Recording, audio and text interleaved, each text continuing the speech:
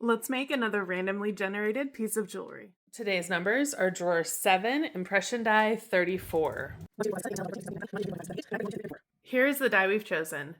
This design was carved in Pforzheim, Germany in probably the 70s or 80s. It is a setting for a stone with sort of this frilly collar-like design. I'm not sure what I'm going to make, but let's get started. I start by forming silver into the die using my 20-ton press.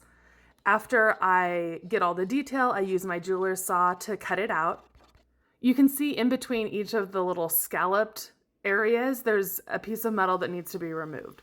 So I take a sanding disc, this is a rubberized abrasive wheel, and I grind down the space between each scallop and then smooth out the scallops using other sanding discs. I'm making a pair of earrings, so I'm playing around with different beads that I could set in the center.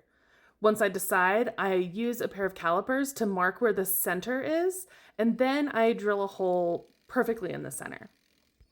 Next, I heat my piece to about 1450 degrees Fahrenheit to solder on a sterling silver post.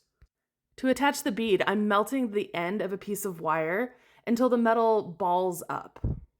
I clean the wire, and then I flatten the balled up end.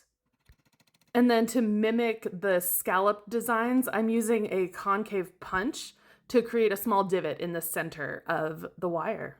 This just adds a little detail that ties it in with the rest of the piece. After everything's clean, I apply a patina, and here I'm showing you how I remove some of that patina. I'm team patina, some people are team shiny, but I really love how this dark color highlights the detail. I slide a bead onto the wire and then insert the wire into the hole that we drilled from the front.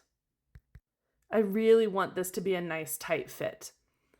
Once everything looks good, I trim the back of the wire and then use a hammer handpiece, which is just sort of a reciprocating mini hammer.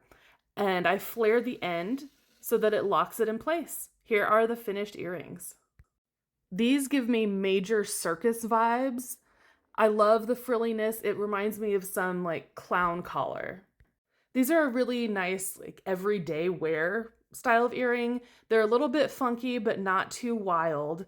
And I just love how they look. I hope you do too.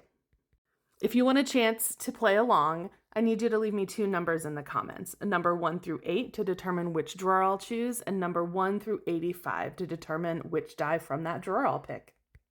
I truly appreciate all of you, so thank you for your support. Have a great day, and I'll see you in the next video.